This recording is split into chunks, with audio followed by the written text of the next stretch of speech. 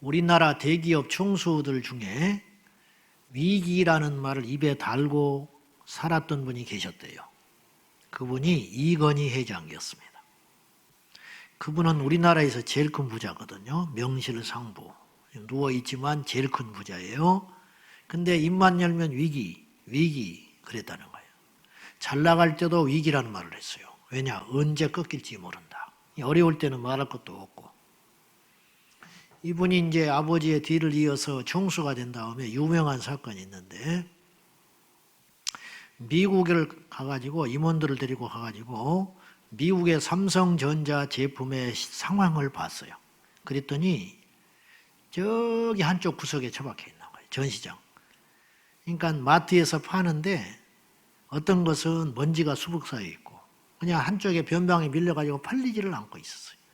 그나마 수출이라고 했는데 미국에서는 안 팔리고 동남아나 이런 데서나 팔리고 있는 거예요. 싼 값에. 이래가지고는 안 된다. 우리의 미래는 없다. 이렇게 생각하고 아주 엄하게 단속을 하면서 유명한 사건이 하나 발생을 했어요. 그게 뭐냐?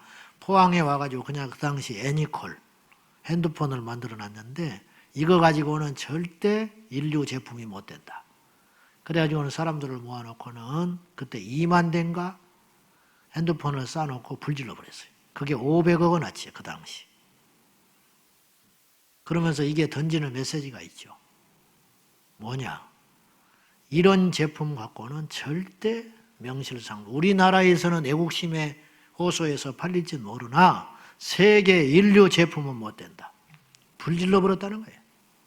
다시는 이런 식으로 만들려면 만들지를 말아버려라. 여기서 핵심은 뭐냐면 품질 제일주의. 그러니까 값이 문제가 아니고 제대로만 최고를 만들면 어디서든지 인정받을 수 있다. 이게 이제 굉장히 중요한 사건이 됐어요. 이걸로 애니콜이 아니라 갤럭시가 되는 계기가 됐겠죠. 무슨 소리를 하려고 그러느냐? 위기죠. 우리 신앙의 위기입니다. 지금. 교회의 위기입니다. 그러면 이 위기를 어떻게 돌파하냐? 우리에게는요, 지금 여러 가지가 필요하지 않습니다. 우리에게는 참된 진리 하나가 필요합니다. 우리에게는 특별한 새로운 믿음이 필요하지 않아요. 하나의 믿음이 필요해요. 우리에게는 새 은혜가 필요한 게 아니에요. 새로운 방법이 필요한 게 아니에요. 그 은혜가 필요해요. 그걸 뭐라고 그러냐? 본질이라고 그래요. 위기니까 한 우물을 파서 물이 나올 때까지 파야지. 이것저것 우물 파다가는 다 목말라 죽어버리고 만다 이 말이에요. 그래서 리메이크를 해보는 거예요. 우리가. 오늘 우리는 리메이크 시리즈를 하면서 제 마음속에 드는 생각은 무엇이냐면 알고 있는 것을 다시 알아야 한다. 그 말입니다. 새로운 알미 우리에게 필요한 게 아니고 그동안 알고 왔는데 먼지 쌓여놨던 거 그것을 다시 갈고 닦아서 이 위기를 돌파할 생각을 해야지. 핸드폰을 제대로 못 만들었으면은 핸드폰을 제대로 만들 생각을 해야지. 핸드폰을 던져버리고 노트북을 만드는 데 뛰어들면 안 된다 이 말이죠. 우리에게 그 한 우물, 하나의 진리, 하나의 본질, 그것은 무엇일까? 예수 그리스도와 십자가입니다. 그러니까 예수님을 제대로 아는 것이 오늘 우리에게는 이 세상 어떤 것을 아는 것보다 필요한 시점이라는 것이죠. 우리는 모르고도 무심코 아는 척하고 말을 쉽게 할 때가 있습니다. 그런 말들 중에 하나가 이런 말이에요. 확 죽어버릴 거야. 죽는 게 뭔지 압니까? 아니면 말지 뭐. 그 다음에 후폭풍이 뭔지 아세요? 지옥? 있다면 가야지 뭐. 정말 지옥을 경험한 사람은, 믿는 사람은 그 말 못합니다. 입 밖에도 못 냅니다. 모르니까 인생을 쉽게 이야기하는 것이죠. 예수 그리스도, 십자가, 복음이라는 단어는 사실은 함부로 입에 오를 말은 아니다. 그 말입니다. 알고 있느냐 이 말이에요. 그거를 알고나 하는 소리냐. 가이사랴 빌립보 노상에서 예수님이 뭔가를 지금 가르치시려고 의도적으로 질문을 던졌습니다. 사람들이 나더러 뭐라고 하더냐? 몰라서 물었습니까? 그렇지 않지요. 제자들이 이렇게 답이 돌아왔습니다. 세례 요한이라고 합니다. 세례 요한은 죽었거든요. 얼마 전에.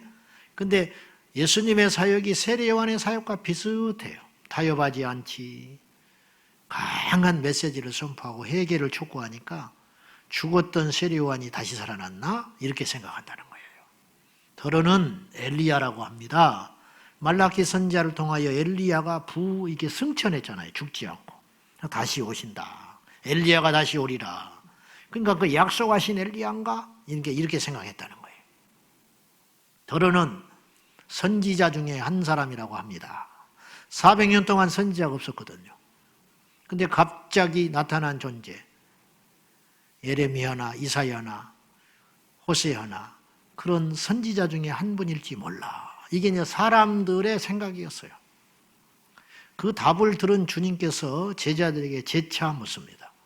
그러면 너희들은 나를 누구라고 하느냐? 이 말에는 두 가지 의미가 있어요. 사람들이 나에 대해서 이런저런 소리 하는 것은 답이 아니야.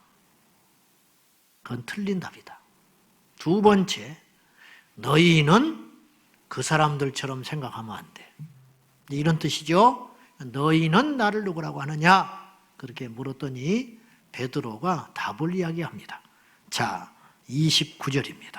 시작.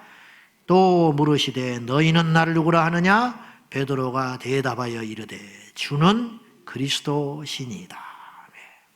이제 마태복음에는 이 본문이 더 자세히 기록되어 있죠. 주는 그리스도시고 살아계신 하나님의 아들이십니다. 묻겠습니다. 베드로의 이 고백은 기가 막힌 정답을 이야기한 것인데 알고 이야기했을까요? 저는 몰랐다고 봐요. 물론 알았는데 이걸 정말로 알았다면 베드로는 십자가 앞에서 도망을 못 갔을 거예요. 정말 하나님의 아들이라고 입으로는 고백을 했죠. 그러니까 이해가 안 되는 거예요. 알았는데 그것이 체화되지는 않았다는 거예요. 오늘 우리가 평소에 믿음을 이야기합니다. 평소에 우리가 십자가를 이야기합니다. 알거나 합니까? 그러면 막상 십자가를 져야 할 때 도망하지 않아야죠. 안다면 도망갔습니다. 제자들과 예수님 사이에 이런 일화도 있었습니다. 하루는 제자들이 예수님께 요청을 했습니다. 주님의 나라 임하실 때에요, 우리를 좌우편에 앉게 해주세요. 그러니까 예수님이 너희가 그 좌우편에 앉으려면 내 잔을 마실래? 내 잔을 마셔야 된다. 그러니까 제자들이 지체도 하지 않고 마시겠습니다. 그렇게 말했어요. 이 생략되어 있는데 주님이 그 말을 들으시고 너희들이 이 잔을 마신다는 게 뭔지나 알고 지금 마신다고 하냐? 그렇게 말을 안 하셨지만은 말해봤자 못 알아들으니까 주님이 이렇게 답을 했습니다. 너희가 이 잔을 마시려니와 마시게 된다. 죽게 된다 이 말이에요. 주님이 말하시는 잔은 죽음이에요. 그래서 겟세마네 동산에서 기도할 때 이 잔을 마시지 아니하고는 그랬잖아요. 그러니까 주님이 말하시는 잔은 죽음의 잔, 십자가. 근데 제자들은 못 알아듣고 마시겠습니다. 알았으면 그렇게 말 못한다니까요. 못 알아들으니까 마시겠다고 큰소리 쳐놓는데 그러자 주님이 재차 말했어요. 이 잔을 너희가 마시게 될 것이다. 근데 좌편 우편에 앉게 하실 분은 하나님이 예비하실 것이다. 그러니까 대화는 하는데 대화가 뭔지 모르는 거예요, 제자들이. 우리가 꼭 그런 식으로 예수를 믿어요. 교회를 나온다는 게 뭔지 아세요? 십자가를 진다는 게 뭔지 아세요? 요즘에 이제 조금 있으면 신학하겠다는 친구들이 추천서를 많이 써달라고 합니다. 그럼 신학을 해서 목사가 된다. 귀한 일이죠. 뭐 세상 일보다는 귀하다고 봐요. 동업자 정신으로 볼 때. 나는 묻고 싶어. 목사가 된다는 게 뭔지 아는지 묻고 싶어. 목사가 되는 것은 쉬워요, 우리나라에서. 되는 건 쉬워. 근데 되고 난 다음에가 문제예요. 되고 난 다음에까지 각오된 사람이라면 목사 된다는 소리를 함부로 못할 거 아닙니까? 근데 목사가 되겠대. 그게 무슨 말인지를 아는지, 목사로 살아간다는 게 무엇을 의미하는지 그것부터 알고 시작했으면 좋겠어요.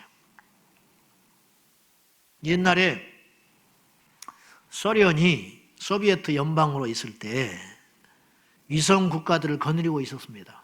폴란드, 루마니아, 체코 막 이런 나라들 전부 위성 국가로 거느리고 있었잖아요. 그때 루마니아에서 실제로 있었던 일이에요.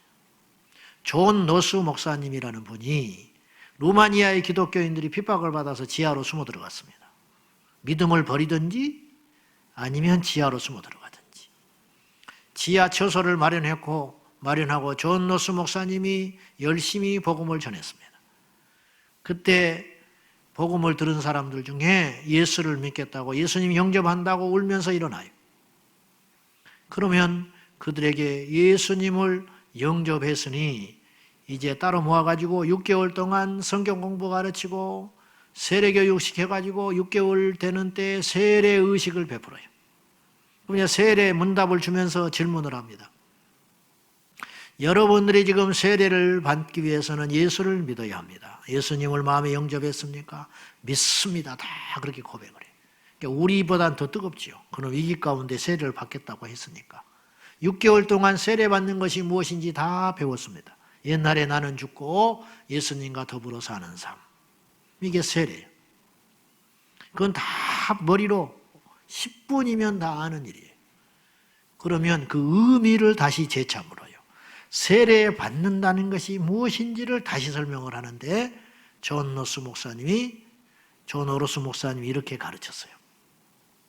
지금 우리 중에 첩자가 들어와 있을 수 있다.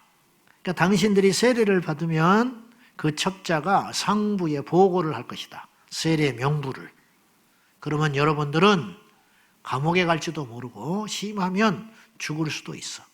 직장에서 쫓겨나게 될 것이고 여러분의 자녀들이 결혼을 하고 파혼당할 수도 있다.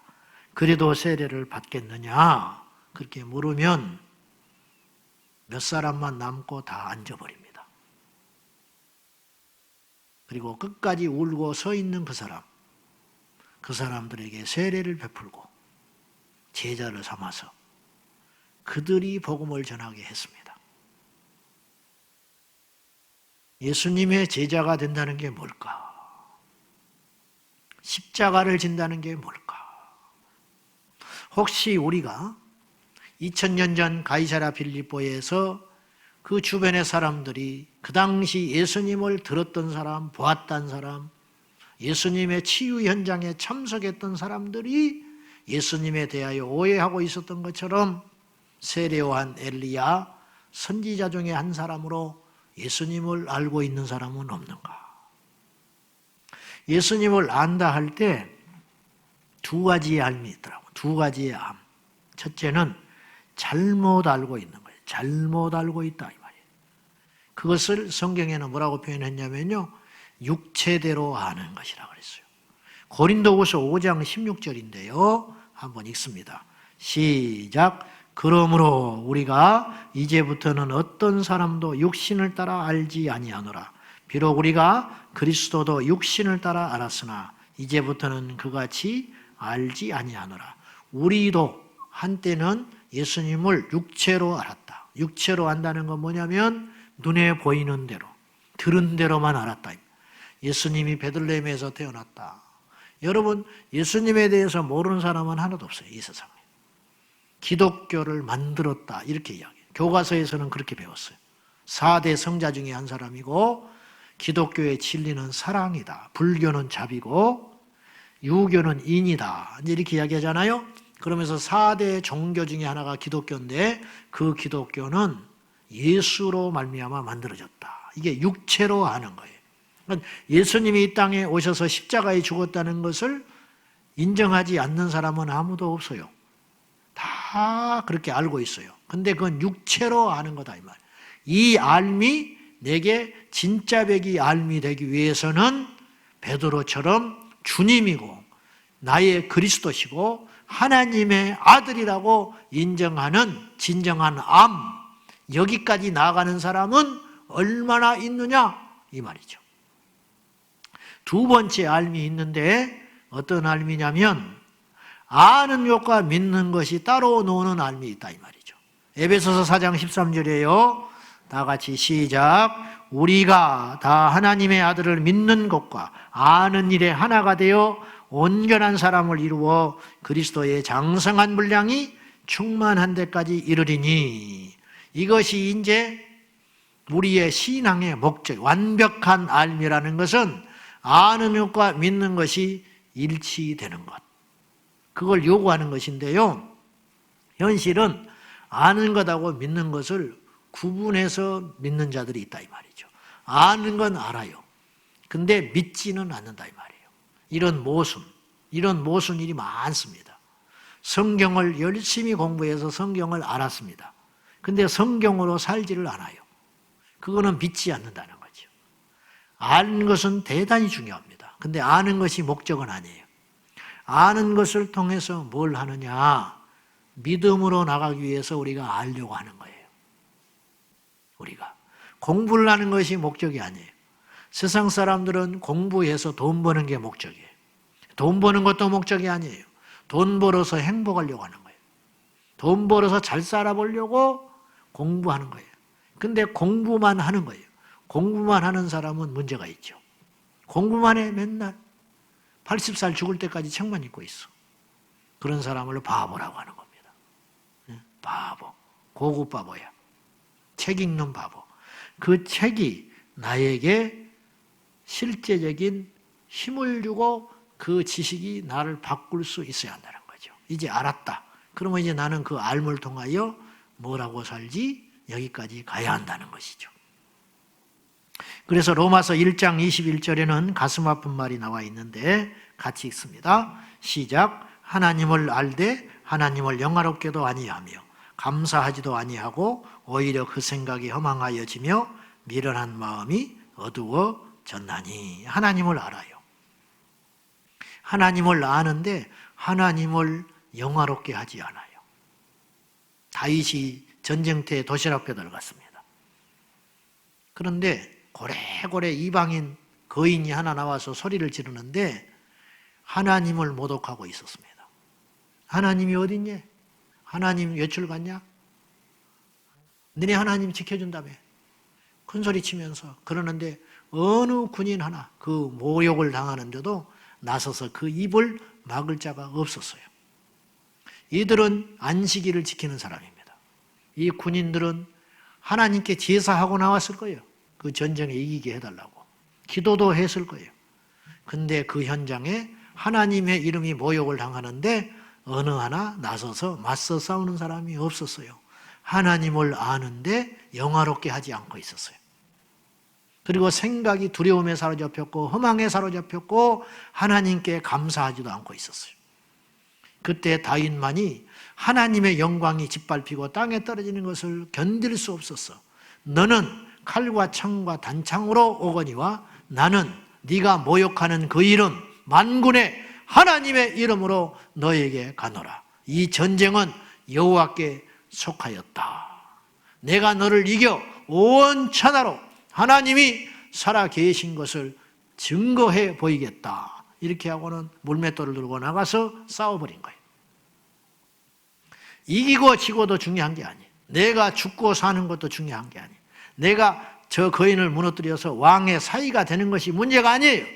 그게 문제가 아니고 하나님의 영광이 짓밟히는 건 나 못 견딘다. 이게 뭐냐? 살아있는 믿음이다. 이런 뜻이죠. 거기에 나이가 든 쟁쟁한 학자들도 있었을 것이고 똑똑한 형들도 있었고 논리적인 사람들도 있었지만 다윗이 갖고 있었던 알미 믿음으로 나가는 산지식, 거기까지 가져간 사람은 아무도 없었다. 사울 왕도 없었어요. 오직 다윗 그 한 사람. 사랑하는 성도 여러분, 아는 것이 믿음으로 옮겨질 적에 역사가 일어납니다. 알미 믿음의 삶으로 전환될 때 하나님께서 돕기 시작하신다. 하나님이 앞서가기 시작하신다. 불기둥과 구름기둥으로 인도하시고 없는 것을 있게 하시고 죽은 것을 살리게 하시는 하나님의 능력이 우리 가운데 나타나게 하려면 알매 멈추지 말고 이 알미 믿음으로 가야 한다는 거죠. 이제 이런 모순이 우리에게 분명히 있습니다. 저에게도 있습니다. 저에게도 믿음을 선포해놓고 염려한다든지 사랑을 이야기해놓고 용서를 못한다든지 그럴 수 있잖아요. 우리가 그렇게 할 수 있어요. 영혼을 구원해달라고 기도해놓고 집에 가서 아무 소리도 못하고 전도를 못한다든지 이제 이런 모순점들이 우리 안에 있다는 것이죠. 이 신앙적 모순을 극복하는 것이 앞으로 우리의 숙제입니다. 이것을 극복해 가야 됩니다. 나이아가라 폭포에 어떤 광대가 줄을 매달아 놓고 양쪽에 긴 장대를 들고 내가 여기를 건너갈 걸로 믿습니까? 그랬더니 믿는다고 구경꾼들이 막 박수를 치셨어요. 당신은 할 수 있습니다. 우리는 당신이 능히 저기 갔다 올 걸 믿습니다. 비시시 웃던 이 광대가 그렇습니까? 정말 믿나요? 믿습니다. 당신 돌아올 것이요. 그렇다면 저 아이 꼬마 저 아이를 나한테 내주시오. 내 어깨에 메고 갔다 올 테니까. 그랬더니 아무 소리 못 해버렸어요. 그거는 안 믿어져. 광대가 갔다 건너는 건 믿는데 내 자식이 그 어깨에 올라가서 건너는 건 못 믿어. 어쩌면 이것이 우리의 현주소인지도 몰라요. 아까 제가 서두에 그랬습니다. 알고 말을 하느냐. 십자가를 알고 십자가를 설교하는가. 저는 설교를 하는데 주님이 볼 때는 설교가 아닐 수 있어요. 우리는 예배를 드리고 있는데 주님이 볼 때는 예배가 아닐 수 있어요. 그럴 수 있잖아요. 우리는 십자가를 애쓰게 졌다고 그랬어요. 근데 가봤더니 주님이 졌던 십자가가 아니에요. 주님이 지라한 십자가가 아니에요. 그러면 그것처럼 낭패가 어디가 있습니까? 가만히 돌이켜보니까 저는 예수님의 제자가 되고 싶었고 또 우리 성도들도 제자를 만들어야 한다는 일념이 있었어요. 지금도 있기는 있어요. 오죽하면 제자광성교회가 이름이 제자를 만들어야 된다. 그러다 보니까 내가 예수님의 제자가 되어야 했고 그리고 나 하나 제자 되는 걸로 끝나면 대가 끊어져 버리니까 우리 성도들을 어떻게든지 숫자가 중요한 게 아니고 한 사람이라도 예수님의 제자를 삼아야겠다. 그래서 15년 전에 주님으로부터 그 뜻을 깨닫고 개척을 했는데 제자가 되려다 보니까 성경을 가르쳐야 되겠고 기도 훈련도 해야겠고 전도 훈련도 시켜야겠고 인격 훈련도 시켜야 돼. 그걸 부단히도 해봤어요. 근데 좀 더 본질적인 질문을 내가 안 던진 것 같아요. 그게 뭐냐? 예수님의 제자로 산다는 건 무엇인가? 그러니까 제자가 되기 위해서 훈련은 받았는데 막상 제자가 뭔지를 모르고 있지 않는가? 이 말이죠. 의사가 됐어요. 병을 고쳐요. 근데 그 의사의 사명이 뭔지는 모르는 거예요. 그러니까 돈에 팔려가네요. 똑같이 진료를 하는데 돈에 팔려가. 군인이 됐어요. 군인이 됐고 총은 잘 쏴요. 훈련도 잘 받아요. 근데 왜 군인이 된지를 몰라요. 나라를 위해서 후방에 있는 내 가족을 지키기 위해서 군인이 됐다는 걸 잊어버린 거예요. 어느 날. 그러다 보니까 진급만 신경 쓰고 있어요. 그래서 비리가 생기고 국방력이 약화되는 것이죠. 제자가 되기 위해서 훈련을 받아요. 그래서 성경도 많이 알게 되었고 성경 암송도 많이 하게 되었고 전도 훈련도 많이 받았어요. 그런데 제자의 삶은 안 나타나요. 왜? 제자가 무엇인지를 모르기 때문이죠. 이런 모순이 우리에게 있지 않나요? 베드로가 예수님께서 비로소 하신 말이 있어요. 비로소만 나왔죠, 본문에. 주는 그리스도니다. 그 고백을 들으시고 비로소 비밀을 이야기하기 시작하셔요. 그게 뭐냐면 언제 마가복음에서 최초로 등장하는 거예요. 이제 연이어서 이야기를 하셔요. 주님이 계속. 뭐냐? 내가 십자가에서 죽었다가 다시 살아나리라. 왜 그전에는 말을 안 하셨을까요? 그리스도라는 고백을 듣고서야 이제 이야기하기 시작하시는 거예요. 예수님이.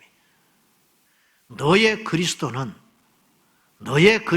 난데, 너의 구원자는 유일하게 난데 나는 곧 죽어. 십자가에서. 그러니까 이 말을 이해를 못하고 베드로가 막았었습니다. 주님이 죽다니요. 그것도 사형을 받아서 형벌을 받아서 죽다니요. 내가 지키겠습니다. 절대 예수님 그런 일이 안 생깁니다. 그랬더니 주님께서 오해한 거다 이 말이에요. 꾸짖어. 네가 하나님의 일을 생각하지 않고 사람의 일로 나를 막는구나. 그래 놓고 주님께서 누구든지 나를 따라오려거든.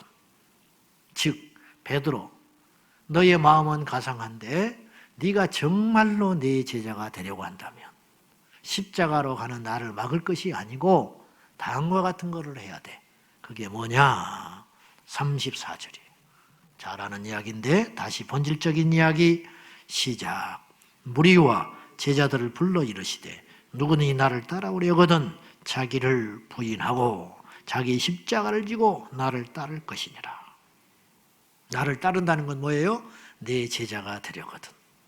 베드로야, 너희들아, 너희가 참된 내 제자가 되려면 십자가 지겠다는 나를 막을 것이 아니라 두 가지를 해야 돼.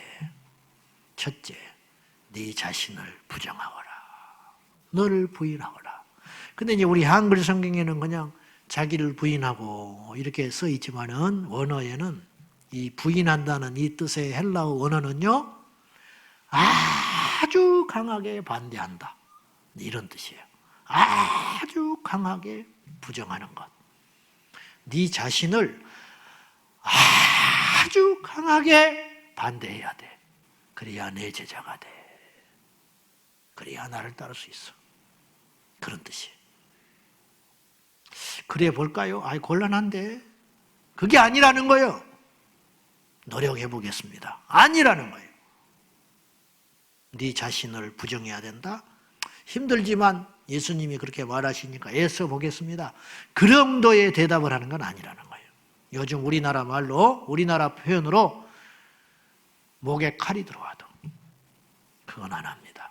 이게 부정이야. 여기서 말하는 부인이요. 목에 칼이 들어와도 나는 내 자신을 포기하랍니다. 그런 사람이 내 제자가 된다. 그런 뜻입니다. 누시디아의 지방에 바울과 바나바가 갔어요. 근데 누스드라에 안진병이가 있었어요. 유명한 안진병이에요. 다 알아요. 근데 군중들이 모였는데 바나바와 바울이 예수님의 이름으로 고쳐줬습니다. 그러니까 뭐 의사도 아니고 또 뭐 간단한 이적이 아니에요. 이거는 그냥 어떻게 태어나면서부터 안진병이 된 자가 그 자리에서 벌떡 일어나서 뛰어다녀 버리냐 이 말이에요. 이거는 뭐 부정할 수 없는 일이에요. 이건 사람이 할 수 없는 일이라고 여겼어요. 사람들이. 그래서 군중들이 신이라고 이야기했어요. 제우스요 헤르메스다. 그래가지고는 바울과 바나바를 놓고는 제사를 지내려고 합니다. 제물을 가져다가. 그때 바울이 옷을 찢어버립니다. 자기 옷을 찢어버리면서 강하게 부정해요. 어리석은 자들이라. 우리도 신이 아니라. 하늘에서 내려온 신이라고 이들이 추앙을 하니까 옷을 찢으면서 이게 강한 부정. 죽으려고 한장했냐. 나를 죽이려고 한장했냐고 막 이러면서 도망치듯이 나가버리는 거죠. 이게 강한 부정. 우리가 주님을 따른다고 했는데 과연 우리 안에 이런 부정이 있는가? 나는 없다 이거예요. 내가 무엇이냐고. 우리의 발목을 잡는 것은 예수님을 따르는 제자가 되는 데 있어서 제일 큰 발목을 잡는 것은 다른 게 아니고 외부적인 환경에 있지 않아요. 사실은 우리 안에 있어요. 내가 나를 잡고 있어요. 내 자랑, 내 취향, 내 본능, 내 욕심, 내 이기심 손해보지 않으려고 하는 마음들, 꿈틀거리는 이 자아들, 이런 것들이 주님의 제자가 되는 데 있어서 결정적인 발목을 잡고 있다는 거죠. 주님이 아셨어요. 예수님조차도 육체를 갖고 계실 때는 그랬어요. 그래서 십자가를 지는 데 있어서 제일 방해꾼은 제자들도 아니고 마귀가 아니었어요. 두려움. 예수님의 육체 안에 내재되어 있는 두려움. 그래서 이 잔을 마시지 않고는 안 되겠습니까? 그렇게 말했잖아요. 우리는 오죽하겠어요. 이것조차도 부정해라.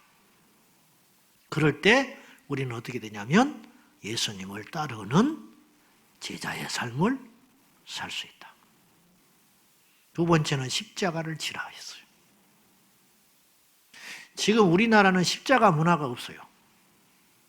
그러니까 우리가 십자가 그러면 목걸이 생각하는 거예요. 십자가 그러면 고생이 생각해요. 고생. 내가 십자가를 지겠습니다. 뭐 이렇게 이야기하잖아요. 정치인들도 그래. 자기가 십자가를 지겠대. 그건 뭐냐? 고생하겠습니다. 내가 좀 더 손해보겠습니다. 내가 남이 안 하려고 하니까 내가 먼저 한번 해서 내가 길을 닦아보겠습니다. 내가 욕을 먹겠습니다.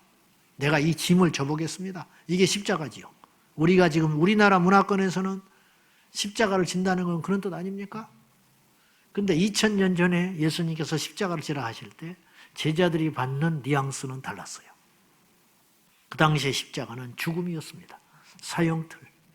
그러니까 우리가 생각하는 십자가와 예수님께서 말씀하신 십자가는 엄밀한 의미에서 차이가 있습니다. 아무리 안 그러려고 해도. 이걸 원상복귀시켜야 한다는 거예요.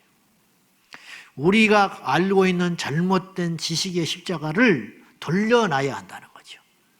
그래서 여기서 첫 단추가 잘못 끼워졌기 때문에 믿음에 대한 오류, 교회에 대한 오류, 신앙에 대한 오해가 생기게 된다는 거죠. 그러니까 잘못된 길을 계속 열심히 가니까 봉사하고 헌신하고 성경 읽고 기도하고 사역을 하는데 애초에 잘못된 길을 가니까 안 바뀌고 있는 거지요. 그래서 죽음을 생각 안 하는 거죠. 그러나 십자가는 고생이 아닙니다. 십자가는 양보도 아닙니다. 십자가는 희생도 아닙니다. 십자가는 죽는 것입니다.